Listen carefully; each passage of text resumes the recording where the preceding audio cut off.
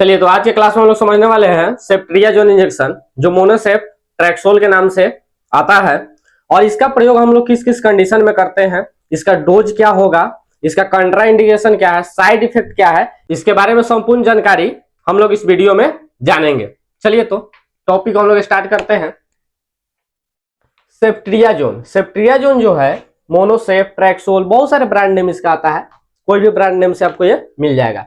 Strength की बात करें तो 125 mg, 250 mg, 500 mg और 1 ग्राम के स्ट्रेंथ में ये आती है। ठीक है, सेफ्ट्रियाजोन जो है थर्ड जनरेशन सेफेलोस्पिरिन ग्रुप की एंटीबायोटिक है। सेफ्ट्रियाजोन जो है थर्ड जनरेशन सेफेलोस्पिरिन ग्रुप की एंटीबायोटिक है, जो ग्राम निगेटिव और ग्राम negative and gram positive bacteria के अगेंस्ट कार्य करती है। यानी यह जो है ग्राम निगेटिव एवं ग्राम पॉजिटिव बैक्टीरिया को किल करने का काम करती है। ठीक है, अब इसकी यूज की बात करें तो इसका जो हम लोग यूज करते हैं निमोनिया में करते हैं, ठीक है, टाइफाइड फीवर में करते हैं, ठीक है, यूटीआई में करते हैं, यूरिनरी ट्रैक्ट इन्फेक्शन में करते हैं, स्किन एंड सॉफ्ट टिश्यू का इन्फेक्शन है, ठीक है, किसी प्रकार के स्किन में इन्फेक्शन है, घाव हो गया हो, फोड़ा हो गया, फुंसी हो गया हो, तो उस कंडीशन में हम लोग इसका प्रयोग करते हैं। बोन एंड ज्वाइंट इन्फेक्शन, अगर बोन एंड ज्वाइंट में कोई इन्फेक्शन है उस कंडीशन में हम लोग प्रयोग करते हैं। मेनिंजाइटिस जो ब्रेन से जुड़ी हुई एक बीमारी है,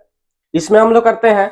ब्लड स्ट्रीम इन्फेक्शन, अगर सेप्सिस की कंडीशन है उस कंडीशन में भी हम लोग इस इंजेक्शन का उपयोग करते हैं।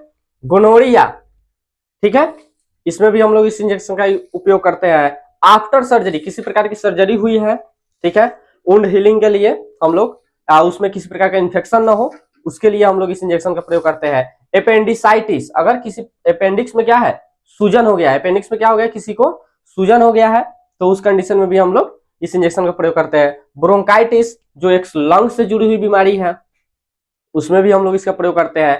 पीआईडी पेल्विक इन्फ्लेमेटरी डिजीज, इस कंडीशन में भी यह महिलाओं से जुड़ी हुई बीमारी है, इस कंडीशन में भी हम लोग इस इंजेक्शन का प्रयोग करते हैं।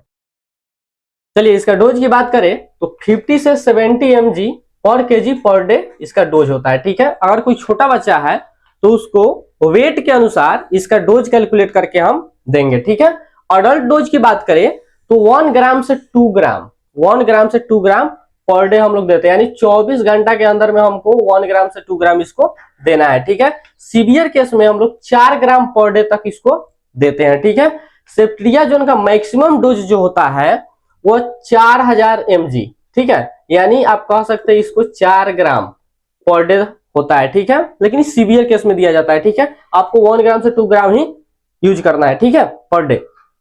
रूट की बात करें तो इसे आईएम और आईवी हम लोग देते हैं। लेकिन इस इंजेक्शन के बारे में एक जरूरी बात बता दें, जब भी इस इंजेक्शन को लगाए, ताकि यह जो है एंटीबायोटिक इंजेक्शन है, ठीक है, तो पेशेंट को कभी भी बैठाकर इंजेक्शन को नहीं देना है। कभी भी अगर आप आईवी लगा रहे हैं तो उसको लेटाकर ही आईवी लगाए। ठीक है, और पेशेंट से जरूर पूछे कि आप खाना कितना देर पहले खाया। पेशेंट अगर तुरंत खाना खाया हो, ठीक है, 10-20 मिनट 25 मिनट या आधा घंटा पहले खाया हो तो आप इस इंजेक्शन को लगा सकते हैं। और एक चीज और कि जब भी इस इंजेक्शन को लगाए, ठीक है, अगर आपको नहीं पता है कि इस इंजेक्शन से इस मरीज को एलर्जी तो नहीं है, ठीक है, तो आप उस मरीज को एएसटी टेस्ट जरूर कर ले। एएसटी टेस्ट क्या होता है कि इंजेक्शन को घोल लेंगे और घोलने के बाद प्रिपरेशन तैयार करने के बाद क्या करेंगे 0.5 ml लेंगे और उसको स्किन में लगाएंगे। कहाँ लगाएंगे? स्किन में लगाएंगे और कुछ देर तक उसको ऑब्जर्व करेंगे, देखेंगे कि यहाँ पे लालिमा तो नहीं हो रहा है, सूजन तो नहीं हो रहा है, या इसमें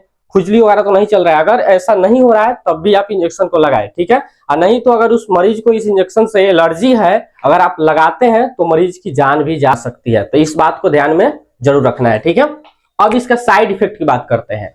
तो साइड इफेक्ट की बात किया जाए तो इंजेक्शन साइट पे, यानी जिस जगह पे इंजेक्शन लगा है वहां पे दर्द हो सकता है, सूजन हो सकता है, ठीक है, नौजिया भी हो सकता है, वोमिटिंग हो सकता है, दस्त लग सकता है, ठीक है, डायरिया हो सकता है, ठीक है, स्किन रेशेस हो सकता है, ठीक है, शरीर में कंपन हो सकता है, ठीक है, खून की कमी, जब आप इसमें सीबीसी वगैरह कराइएगा तो उस समय आपको खून की कमी देखने को मिलेगा। ठीक है, एलएफटी अगर करा रहे तो एलएफटी में बदलाव मिलेगा।